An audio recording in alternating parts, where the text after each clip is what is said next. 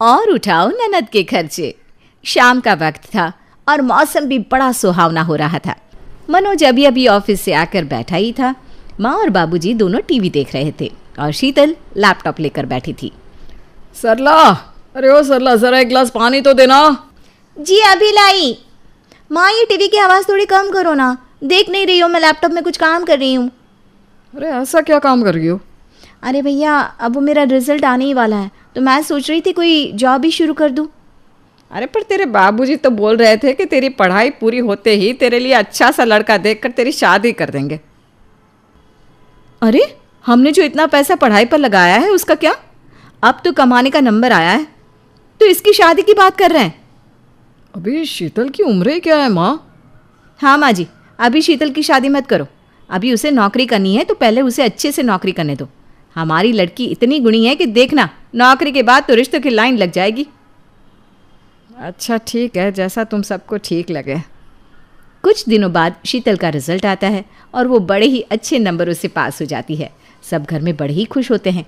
अभी तक शीतल की कोई नौकरी नहीं लगी थी, पर शीतल बड़े मन से हर जगह इंटरव्यू पे इंटरव्यू दे रही थी। काफ़ी मेहनत के बाद शीतल को उसका फल भी मिल जाता है। एक दिन उसे बहुत ही बड़ी कंपनी से कॉल आता है और उसकी बड़ी ही अच्छी जगह नौकरी लग जाती है। ये खबर सुनकर सब बड़े ही खुश होते हैं।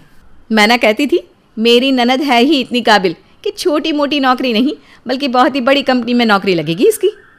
सच में सरला, अब तो मैं इस बात से बड़ा ही खुश हूँ। भैया मेरी सोमवार से ज्वाइनिंग है। अच्छा ये बताओ तुम्हारी सैलरी कितनी है और कितनी तारीख को मिलेगी? भाभी मेरी सैलरी तो करीब काट काट कर 45,000 है। वैसे हर महीने की 1 तारीख को मिल ही जाया करेगी। 45,000 रुपये? ये तो जी आपसे भी ज़्यादा है। मैंने तो सोचा ही नहीं था कि तुम्हारी इतनी सैलरी होगी। भाई सरला, शीतल ने पढ़ाई ऐसे की है और उसकी कंपनी भी तो बाहर की है ना, तो बस उसी का फ़र्क पड़ जाता है। सरला की आंखों में पैसों का लालच साफ दिख रहा था। वो शीतल को रोज़ सुबह बढ़िया बढ़िया नाश्ता देती, दिन के लिए खाना पैक करके देती।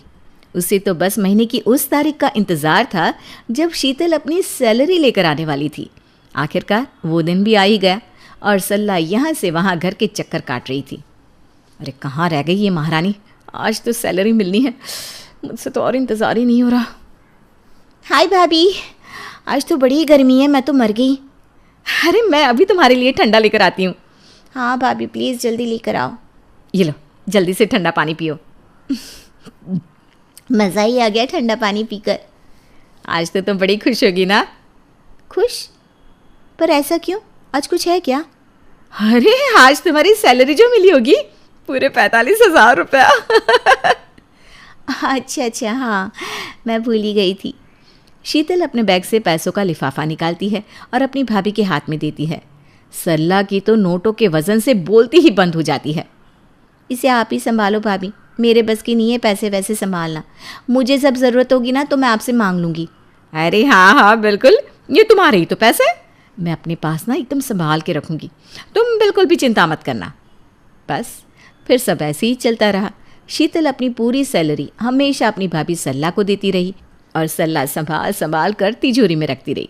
काफ़ी समय के बाद शीतल के भाई ने अपनी पत्नी सरला से शीतल की शादी की बात छेड़ी। मेरे ऑफिस में एक सीनियर है, उन्होंने रिश्ता बताया है। लड़का अच्छा कमाता है और अच्छा परिवार है। अब शीतल की उम्र भी शादी लायक तो हो ही गई है। कल माँ से बात कर लेता हूँ। हाँ हाँ सही है, शादी करके जल्दी जाए। अब तो वैसे भी पिछली बार से ये अपनी सैलरी अपनी माँ को देने लगी है। अब तो इसका जाना ही ठीक है। क्या हुआ सरला, कुछ सोच रही हो क्या? अरे नहीं, मैं तो सोच रही हूँ कि हमारी शीतल की किस्मत कितनी अच्छी है, यहाँ उसकी जल्दी से शादी हो जाए तो कितना बढ़िया रहेगा। अगले दिन मनोज शीतल की शादी की बात अपनी माँ से करने ही जा रहा था कि अचानक सरला को उल्टियाँ होने लगती है और उसे चक्कर भी आने लगते हैं। मनोज सब कुछ छोड़कर जल्दी से सरला को हॉस्पिटल लेकर जाता है। वहाँ पता चलता है कि सरला माँ बनने वाली है। दोनों बड़े ही खुश होते हैं। आज तो दो खुशखबरी माँ को दूंगा, एक तुम्हारे माँ बनने की और एक शीतल के रिश्ते की। शीतल की शादी का सुनते ही सरला सोच में पड़ जाती है। वो सोचती है कि इस वक्त तो उसे किसी की मदद की सख्त ज़रूरत है जो घर का सारा काम करे। अगर शीतल की शादी हो गई तो सारा काम उल्टा उसी पर पड़ जाएगा। नहीं जी, वो आप मुझे बता रहे थे ना शीतल के लिए लड़का, वो ना मुझे बिल्कुल अच्छा नहीं लगा। अरे पर कल तो तुम कितना खुश थी और तुम्हें लड़का भी पसंद था। अरे मैंने ना बाद में काफ़ी सोचा और मुझे लगा कि सरला उस लड़के के साथ अकेले कैसे रह पाएगी। उसका परिवार तो सब शहर से बाहर है और हमारी शीतल अकेले तो रह ही नहीं सकती। और ऊपर से वो दिखने में काफ़ी मोटा भी है जी। हाँ ये तो है, पर फिर भी मैं एक बार माँ से बात कर लेता हूँ। अरे माँ तो शीतल की शादी के लिए इतनी पागल रहती है कि झट से हाँ कर देंगी, पर शीतल के प्रति हमारी भी तो कुछ जिम्मेदारी है, हम उसके साथ ऐसा नहीं कर सकते। मनोज सरला की बात मान लेता है और शीतल की शादी की कोई बात नहीं करता। सरला पूरे 9 महीने अपनी ननद शीतल से पूरे घर का काम करवाती है और इसी चक्कर में उसकी नौकरी तक छुड़वा देती है। इतना ही नहीं, शीतल पूरा दिन अपनी भाभी का ख्याल रखती रहती। 9 महीने के बाद सरला के जुड़वा बच्चे होते हैं। घर में बड़ी खुशहाली होती है।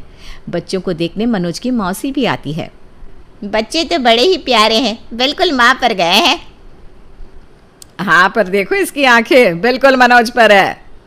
आपस में दोनों बहनें बात करने लगती है कि तभी मौसी शीतल की शादी की बात छेड़ देती है। अरे शीतल की अब तो काफ़ी उम्र हो गई है, तू उसकी शादी क्यों नहीं करती? अरे ये चली गई तो इन दोनों को कौन पालेगा? नहीं, मुझे मौसी जी को अभी रोकना पड़ेगा। सरला जल्दी से मौसी जी के पास जाती है और बात को बीच में काट कर बोलती है, अरे ऐसी भी कोई उम्र नहीं हुई है शीतल की, और वैसे भी वो अपनी उम्र से 5 साल छोटी ही दिखती है। अरे सरला कैसी बात कर रही है बहू? शादी के लिए देर करोगे तो फिर लड़का अच्छा नहीं मिलेगा।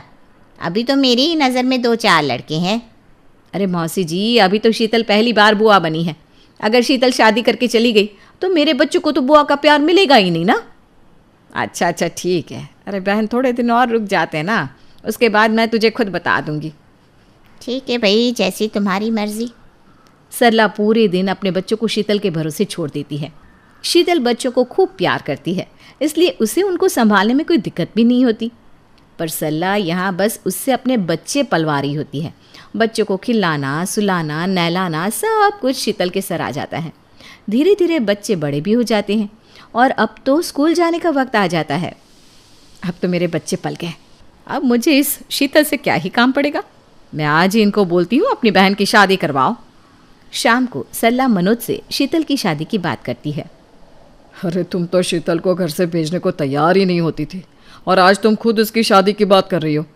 नहीं जी, ऐसी बात नहीं है, पर क्या करूँ, वो मुझे ना अपनी छोटी बहन जैसी लगती है। उसे भेजने के नाम से दिल दुखता है। पर मैं इतनी मतलबी कैसे हो सकती हूँ? अपने प्यार के चक्कर में उसकी ना सोचूं।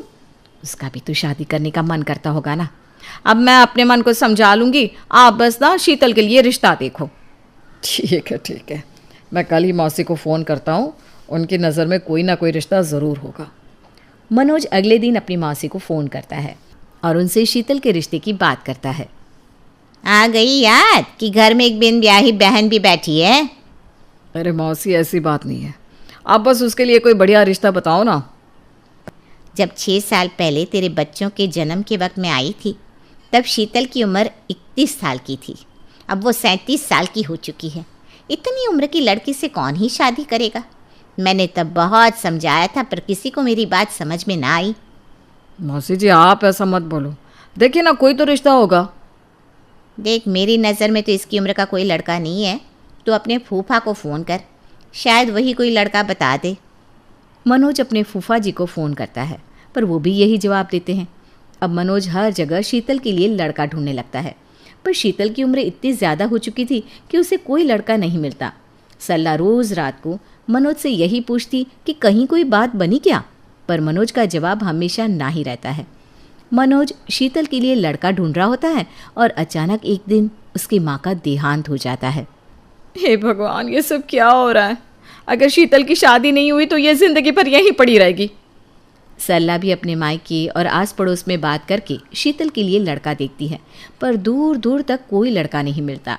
थक हार कर शीतल एक दिन बोल ही देती है, प्लीज़ आप लोग रोज़ रोज़ मेरी शादी की बात मत किया करो। मैं थक चुकी हूँ इन सब से। अब मेरी उम्र इतनी हो चुकी है, मैं शादी नहीं करना चाहती। सच में मेरा मन ही नहीं है शादी करने का। अरे तुम ऐसे कैसे बोल सकती हो? शादी तो ज़रूरी है, वो तो करनी ही पड़ेगी। ज़रूरी तो होती है भाभी, पर हर चीज़ सही उम्र में अच्छी लगती है। अब मेरी उम्र शादी की नहीं रही। जब उम्र थी तब किसी ने मेरा सोचा ही नहीं, तो इसमें मेरी क्या गलती? हे भगवान, ये तो हम पर ही इल्जाम लगा रही है। एक तो हमने तुम्हारे बारे में सोचा कि तुम नौकरी कर रही हो, तो अभी थोड़ा रुक जाते हैं। क्या भाभी, आप भी किसको बेवकूफ़ बना रही हो?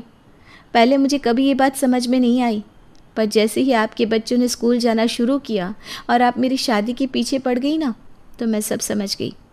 क्या क्या समझ गई तुम? हाँ बोलो। यही कि आपने अपने मतलब के लिए मेरा नहीं सोचा और बस मेरी शादी डीले करवाती गई। पहले आपको ये था कि मैं कमा रही हूँ, फिर ये कि आप प्रेग्नेंट हो तो आपका ध्यान कौन रखेगा, घर का काम कौन करेगा। ये सब हुआ तो फिर आपको ये टेंशन हो गई कि आपके 2-2 बच्चे कौन पालेगा। तो तुम कहना क्या चाहती हो कि मेरे बच्चे तुमने पाले हैं? तो किसने पाले हैं? आपने। आपने कब उनको नहलाया, उनके कपड़े प्रेस किए, उनको खिलाया? बताइए ना आप। ये सब बकवास मैं और नहीं सुन सकती। खुद की शादी हो नहीं रही तो इल्जाम मुझ पर लगाने आ गई। अरे तेरी शादी नहीं हो रही तो इसमें हमारी क्या गलती? होगी तुझ में कोई कमी जिसकी वजह से कोई तुझसे शादी नहीं कर रहा? सरला अपनी ननद शीतल को खूब जली कटी सुनाती है, जिसे सुनकर शीतल को बहुत बुरा लगता है। वो अंदर ही अंदर अपनी भाभी को सबक सिखाने का सोच लेती है।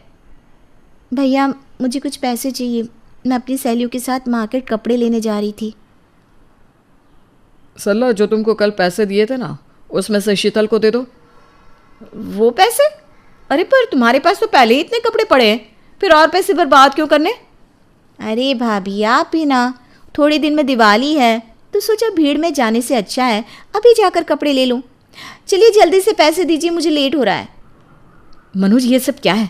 तुमने मेरे जेब खर्च के पैसे उसे क्यों दिलवाए? क्योंकि तुमको ही तो शौक था उसकी नौकरी छुड़वाने का, और फिर तुमने ही उसकी शादी नहीं होने दी। अब और उठाओ ननद के खर्चे। रोज रोज ननद के खर्चे उठाकर सरला का खून सूखने लगता है। वो अंदर ही अंदर कुढ़ती रहती है, पर अपने पति को कुछ नहीं बोल पाती। एक रात शीतल अपनी दोस्त मीना को घर बुलाती है और ढेर सारा खाना बाहर से ऑर्डर कर देती है। भाभी सिर्फ 1200 रुपये तो देना, बाहर डिलीवरी बॉय को देने हैं। अरे अब किस बात के 1200 रुपये? परसों ही तो 4000 दिए थे। देखो तुम ना ये जानबूझकर कर रही हो और तुम ये अच्छा नहीं कर रही हो, समझी? मैं तुम्हें छोड़ूंगी नहीं। अरे भाभी अब मेरी जिम्मेदारी तो आपकी ही है ना। वक्त रहते आप मेरी शादी होने देते तो मेरे पति मेरे खर्चे उठाते, है कि नहीं? शीतल अपनी सहेली के साथ बैठकर खाना खाती है और सरला कमरे में बैठी अपने दोनों बच्चों पर गुस्सा निकाल रही थी। तभी मनोज ऑफिस से आता है और सरला को ऐसे बच्चों को डांटते हुए देख लेता है। ये तुम क्या कर रही हो सरला? बच्चों को ऐसे क्यों डांट रही हो? तो क्या करूं फिर? बताओ ना क्या करूं? पता है जो पैसे तुम मुझे देते हो उसमें से कुछ नहीं बच पाता। सारे पैसे इन दोनों पर और तुम्हारी बहन पर खर्च हो जाते हैं। अरे मुझे भी तो जरूरत होती है, क्या करूं बताओ? अरे तुम अपनी बहन की शादी क्यों नहीं करवाते? तुम फिर से वही बात लेकर बैठ गई। तुम्हें पता तो है कि उसके लिए कोई लड़का मिल ही नहीं रहा, और अब तो वो खुद ही शादी करना नहीं चाहती। शादी तो मैं करवा कर रहूंगी, देखती हूँ कैसे शादी नहीं करेगी महारानी। बहुत खर्चे उठा लिए हमने इसके, अब और नहीं।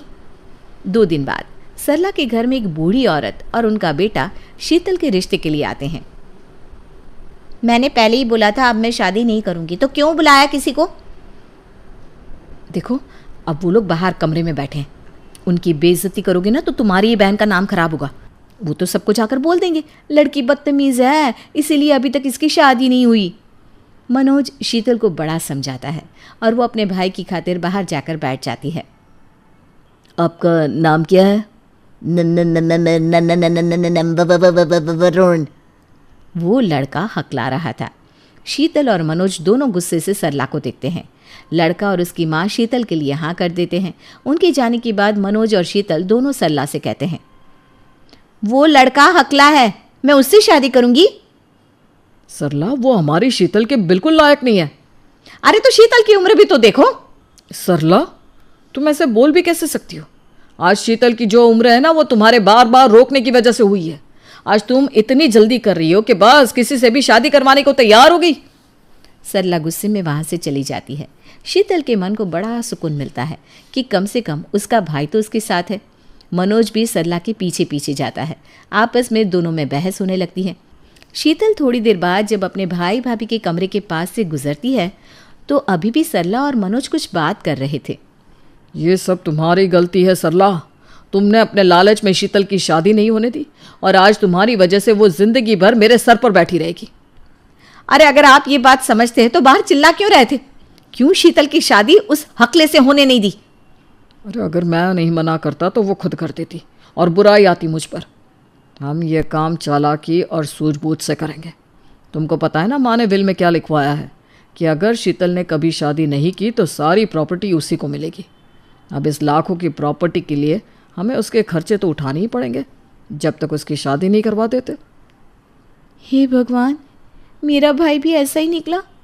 इन्होंने अपने लालच में मेरी जिंदगी बर्बाद कर दी।